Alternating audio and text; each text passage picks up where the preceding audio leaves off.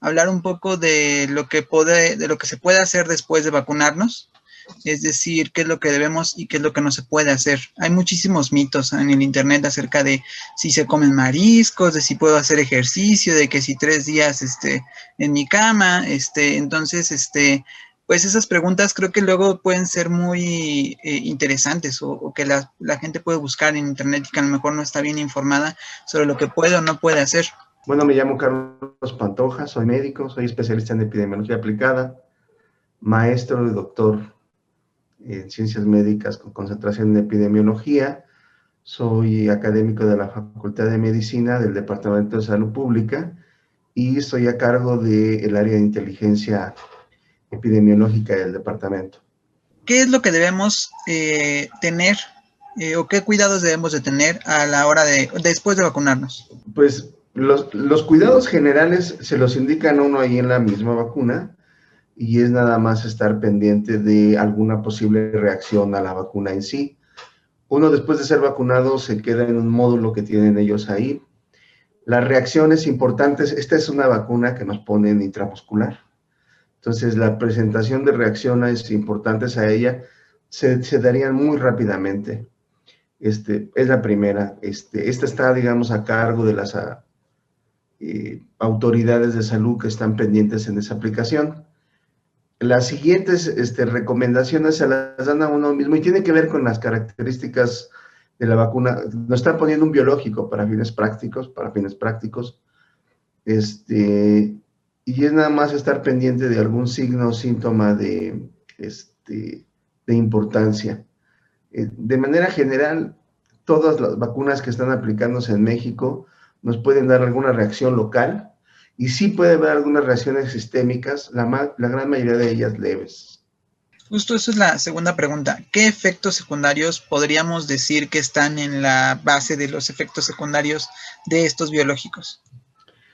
De manera habitual es en el área local, hinchazón, dolor, algún poco de enrojecimiento. No se presenta en todos, puede presentarse. Y de manera sistémica se le dice, puede haber cansancio, puede haber periodos o fiebre, aumento en la temperatura, puede haber algún sentimiento de malestar general, dolor de cabeza, dependiendo de la vacuna, pero de manera general dolor de garganta. Algunas vacunas manejan dentro de sus efectos cuadros similares a una gripe. Pero son en realidad cuadros, pueden ser un poco latosos, pero benignos, digamos. ¿Cuánto tiempo es normal seguir sintiendo estos efectos de la vacuna?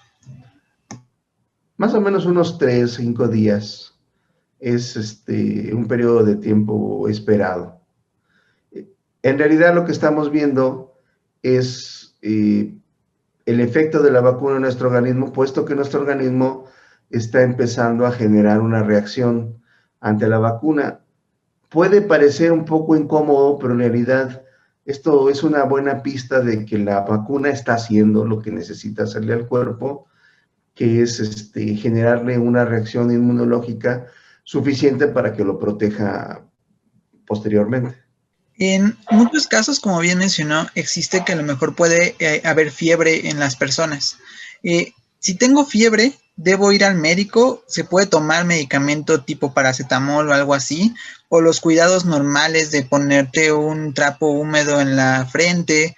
¿Qué es lo que puedo hacer con este tipo de síntomas? Prácticamente todas las vacunas no recomiendan esto de los fomentos fríos ¿no? Pueden tomar un analgésico. No están recomendados los analgésicos como la aspirina o el ácido acetilsalicílico, para no decir una propaganda. Se puede tomar un paracetamol. Hasta ahorita se ha aplicado solo en adultos. Una tableta de paracetamol de 500 miligramos es más que suficiente para quitar las molestias. De igual forma, por ejemplo, si hay todavía dolor en el brazo, o si hay este tipo de cuestiones. Sí, el mismo analgésico, aparte de quitar la fiebre, si la tenemos, que controla las molestias. No son molestias así dolores incapacitantes o mucho menos, no. Quizás yo creo que la más importante que ha habido hasta ahorita es esta sensación de cansancio que ya tiene la gente y algunos, sí, alguna sintomatología gastrointestinal, que se puede traducir en un poco de diarrea. En esta parte de lo que debemos también hacer después, en la vacunación indican que hay que tener reposo. Se debe tener reposo de al menos 3 días, o es decir, no se deben de cargar cosas pesadas o hacer que hacer en casa o algún esfuerzo. No, no, uno puede seguir sus actividades normales. Obviamente, estando condicionado al efecto que está teniendo de la vacuna, ¿no? Por ejemplo, si empezamos a tener un poco de cansancio, de febrícula, no vamos a querer hacer actividades, pero no están restringidas las actividades. En el caso del ejercicio. Tampoco, esta vacuna no es muy diferente a otras vacunas respecto de su reacción. Por ejemplo, no sé si ha sido el caso, pero si se ha cortado, por ejemplo, con algún metal, es común que lo hayan mandado a ponerse la vacuna contra el tétanos, y sí es probable que tenga dolor al otro día en la zona de aplicación, pero no es incapacitante, a lo mejor va a disminuir su capacidad física, así, si eso es de un atleta de alto rendimiento, pero no son reacciones tan poderosas en ese sentido. O sea, pueden ser reacciones un poco molestas, pero es muy raro, aún en estas vacunas, reportar, digamos, condiciones físicas incapacitantes, ¿no? De hecho, yo no las he observado ni las he registrado en algunos artículos que nosotros normalmente revisamos. No hemos registrado reacciones incapacitantes.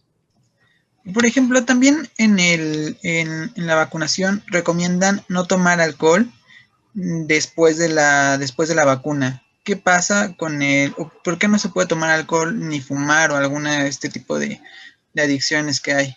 Bueno, esto de fumar y tomar alcohol tiene que ver más bien con medidas de salud general. No es que directamente vayan a tener algún efecto. Y es correcto que lo hagamos, porque si a alguien le dicen, puede tomar usted alcohol, pareciera una invitación a otra cosa. No, es por esta disciplina que se solicita que no se ingieran bebidas alcohólicas o no se continúe con medidas de costumbres o hábitos no saludables. En realidad, no es que tengan un mayor efecto. Claro, alguien que tome hasta niveles intoxicantes, pero no es propiamente por la vacuna, es por el mismo efecto que le va a dar. Y sí se le puede complicar, por supuesto, si tiene un malestar, por ejemplo, con gastrointestinal, por ejemplo.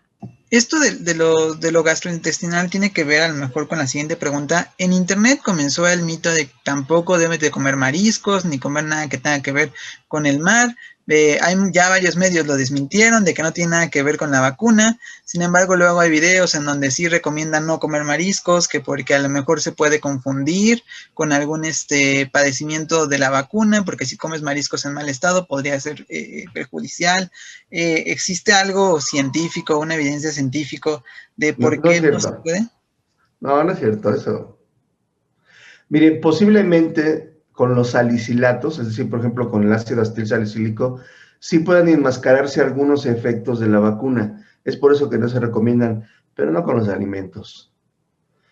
Por supuesto que si alguien come algún alimento, el que sea, en estado de descomposición, etcétera, pues tendrá un efecto debido a eso y no a la vacuna, pero no es la causa, vaya.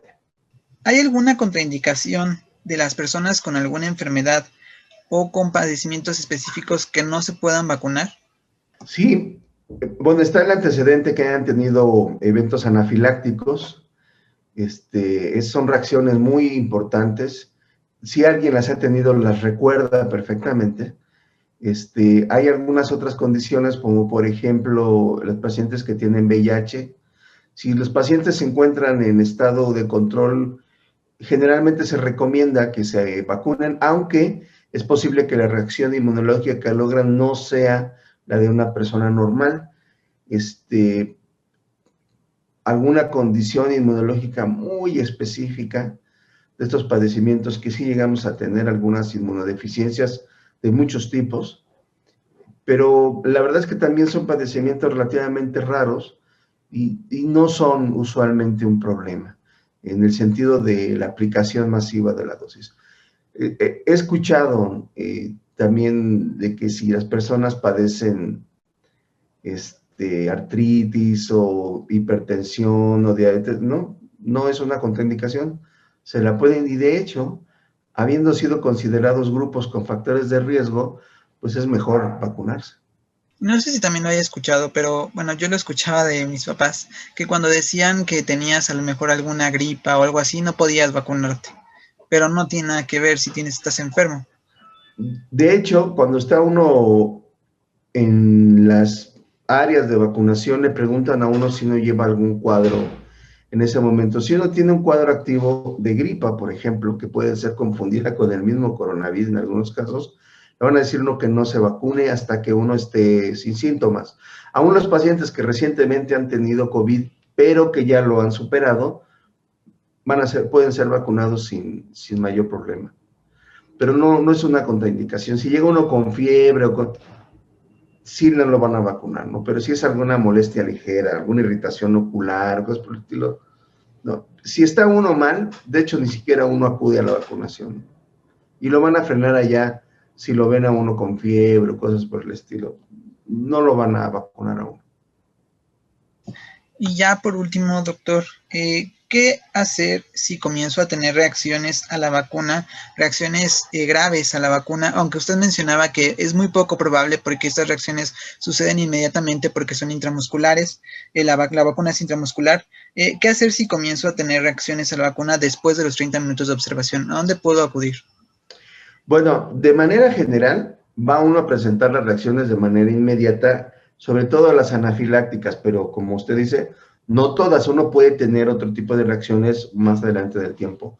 A todos nosotros nos han dado un papelito, un comprobante de nuestra inmunización, de nuestra vacunación, y vienen unos teléfonos. Lo más importante es llamar a ese teléfono, en este momento no lo tengo a la mano, y reportarlo.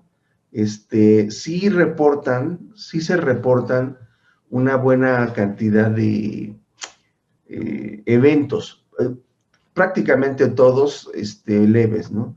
Algún dolor, alguna irritación en el área de la inyección, etcétera. Eso es digamos, y ellos mismos dan seguimiento a estas personas que han tenido esos problemas y cualquier sintomatología o cualquier cuadro que indicara o requiriera un manejo de otro tipo, ellos mismos lo canalizan.